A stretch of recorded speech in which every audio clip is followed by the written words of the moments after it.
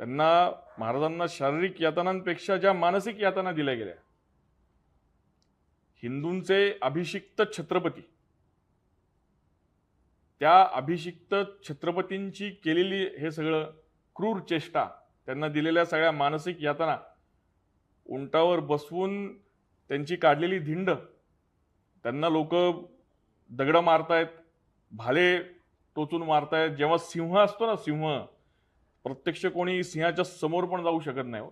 नजरेला नजर भिडवणं तर दूरच आणि दगड मारणं तर दूरच, समोर पण जाऊ शकत नाही. पण तो जेव्हा सिंह ज्याला कोंडलं जातं, जेव्हा त्याला कैद केलं जातं, जेव्हा पिंजऱ्यात त्याला अडकवलं जातं ना, तेव्हा मग हे सगळे बाजार बुणगे हे असे कुचेष्टा करतात.